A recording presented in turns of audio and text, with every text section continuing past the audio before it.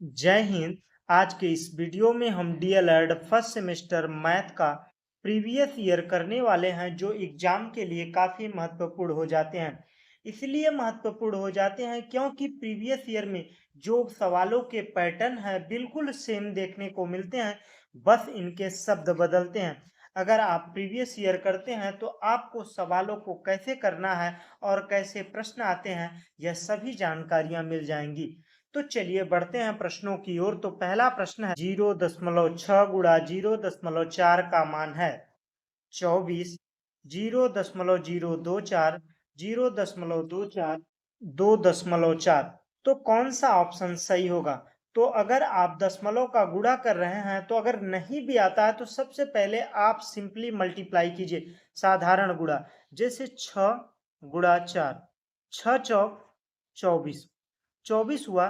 तो दशमलव कितने अंक पर है? एक अंक के बाद है, एक अंक के बाद, तो मतलब 2 अंक के बाद दशमलव लगा दीजिए। 1 2 दशमलव लग गया और ये आंसर आ गया 0.24। कौन सा ऑप्शन सही होगा? तीसरा सही होगा।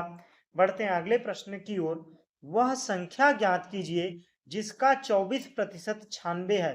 तो मतलब एक संख्या ज्ञात करनी है जिसका 24% निकालेंगे तो कितना आएगा? 96 आएगा। तो वह संख्या है 200, 100, 400, 300। तो सबसे पहले हम मानते हैं कि माना हुआ संख्या क्या है? यक्स है। यक्स का 24% जो है वो कितना है? 96 के बराबर है। तो यक्स का मान निकालना है तो यक्स बराबर हो जाएगा 96, और इधर 100 का मल्टीप्लाई ऊपर चला जाएगा 100, और 24 कहाँ जाएगा? नीचे। और 24 चौका 96, तो कितना आ गया? 400 आंसर आ गया। तो 400 कौन सा ऑप्शन दिया है? तीसरा ऑप्शन दिया है और यही आंसर सही होगा। बढ़ते हैं अगले प्रश्न की ओर। तो अगला प्रश्न है, तिर्यक रेखा की एक ओर के अंतःकोण होते हैं कोटिपूरक, समपूरक, वृत्त, वर्ग। तो कोण की बात कर रहा है तो वृत्त और वर्ग होगा नहीं, कोटिपूरक या समपूरक। तो कोटिपूरक उसे कहते हैं जब दो कोण यक्स और वाई कोण जिनका मान अगर 90 के बराबर है तो क्या कहलाते हैं? कोटिपूरक। और समपूरक जब दो कोणों का मान जोड़ा जाता है तो 180 के बराबर होता है तो उसे क्या कहते हैं? समपूरक कहते हैं। तो तिर्यक रेखा के एक ही ओर अंतःकोण होते हैं। तो जैसे यह समांतर रेखाएं हैं, समांतर रेखा को एक तिर्यक रेखा काट रही है, तो तिर्यक रेखा के एक ही ओर, जैसे इस तरफ तिर्यक रेखा के एक ही ओर के अंतःकोण होते हैं। कैसे होते हैं? समपूरक होते हैं। और एकांतर अंतःकोण किसे कहते हैं? जब यह कोण और यह कोण क्या कहलाता है? एकांतर अंतःकोण कहलाता है। और यह दोनों कोण आपस में क्या होते हैं? बराबर होते हैं। किसी भी रेखा पर कितने अंश का कोण बनता है? 180 अंश का। तो यह कोण बराबर होता है किसके? 180 अंश के। और जब यह कोण इसके बराबर है तो यह कोण इसके बराबर होगा। तो मतलब एक ही ओर कैसे कोण बनते हैं? इसको इसको मिलाकर 180 अंश बनते हैं, तो मतलब संपूरक। ऑप्शन दूसरा सही होगा। बढ़ते हैं अगले प्रश्न की ओर। किस संख्या में 3 का स्थानीय मान सबसे कम है? जो यह चार संख्याएं दी गई हैं इनमें सबसे कम स्थानीय मान 3 का किसमें है? 32,450 में, 4,340 में, 1,130 में, 143 में। तो कौन सा ऑप्शन सही होगा? तो सबसे पहले जानिए कि स्थानीय मान है क्या। स्थानीय मान यह बताता है कि उस संख्या का स्थान कौन सा है। जैसे इकाई, दहाई, सैकड़ा, हजार, इस तरीके से चलता है। तो सबसे कम मान किसका होगा? यहाँ पर 3 है तो 3 का मान तो 1000 पर आ रहा है तो इसका मान अधिक होगा।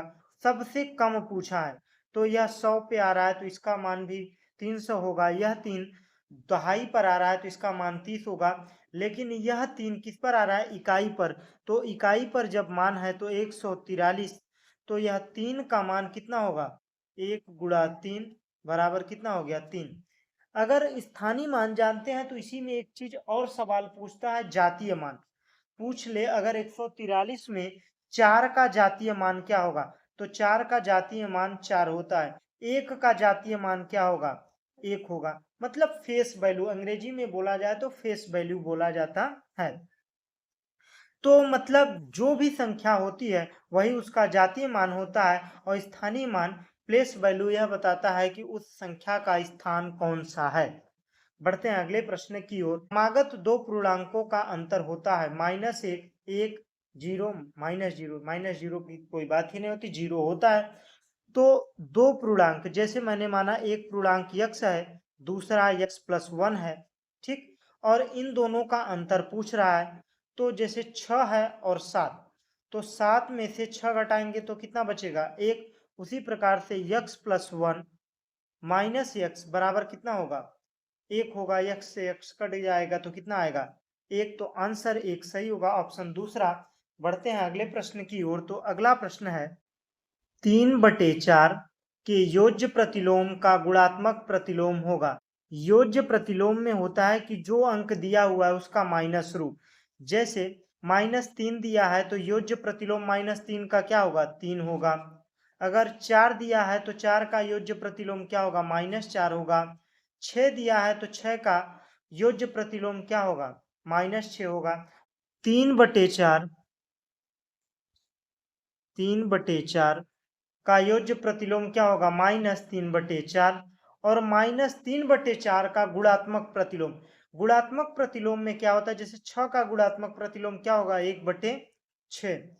और 3/2 का गुणात्मक प्रतिलोम क्या होगा, 2/3। इसमें क्या होता है, अंश हर हो जाता है, हर अंश हो जाता है। बात समझ में आई। गुणात्मक प्रतिलोम में क्या होता है, अंश हर हो जाता है, हर अंश हो जाता है। तो उसी प्रकार से चिन्ह नहीं बदलता। चिन्ह किस में बदलता है, योज्य प्रतिलोम में। तो -3/4 का गुणात्मक प्रतिलोम क्या होगा, -4/3। और -4/3 किस में दिया, ऑप्शन दूसरा सही होगा। बढ़ते हैं अगले प्रश्न की ओर। देखिए, किसी संख्या के 60% में 32 जोड़ने पर जो संख्या प्राप्त होती है वह संख्या होगी। तो मतलब किसी संख्या माना x है, x का 60%, प्रतिशत का मतलब है 100। अगर 5% दिया है तो क्या लिखेंगे, 5/100। 2% दिया है तो 2/100। प्रतिशत का मतलब है हर में 100। तो 60/100 में 32 जोड़ने पर क्या प्राप्त होगा, वही संख्या प्राप्त होगी। तो x, तो इसको करेंगे तो सबसे पहले इसको काट दीजिए, क्या बचा, 6/10x प्लस 32 बराबर x। तो 32 बराबर x माइनस 6/10x।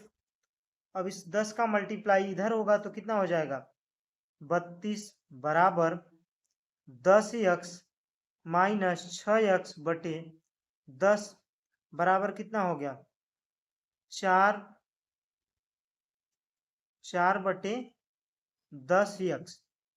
तो 10 का मल्टीप्लाई उधर होगा तो हो जाएगा 320/4, 4×8=32। तो x का मान कितना आया, 80 आया। तो कौन सा ऑप्शन सही होगा, ऑप्शन पहला सही होगा।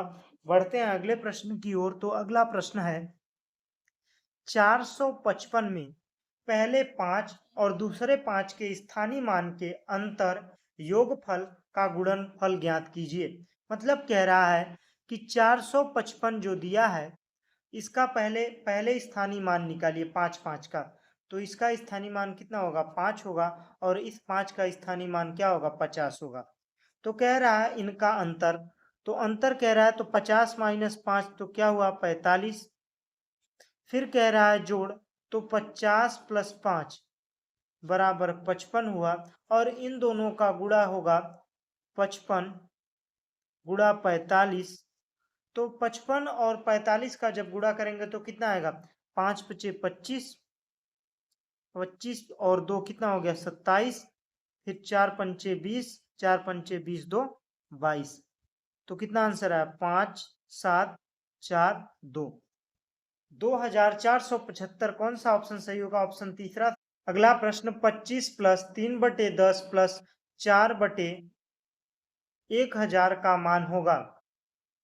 तो देखिए 25 प्लस 3/10 प्लस 4/1000। तो देखिए जब किसी भी संख्या के हर में 10 रहे, जैसे 3/10 है, 3/10 को जब भाग देंगे तो क्या आएगा, 0.3।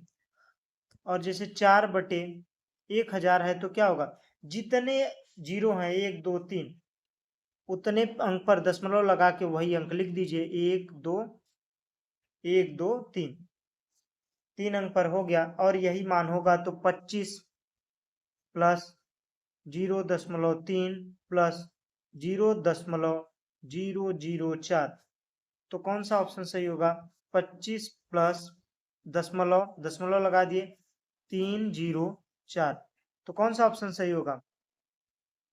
ऑप्शन 25.304 या तीसरा ऑप्शन सही होगा। बढ़ते हैं अगले प्रश्न की ओर। रोमन अंक में किस संकेत की पुनरावृत्ति नहीं होती है? यक्स, सी, आई, यल। तो सबसे पहले जानिए कि इनका मान क्या है। यक्स का मान कितना होता है? 10 होता है।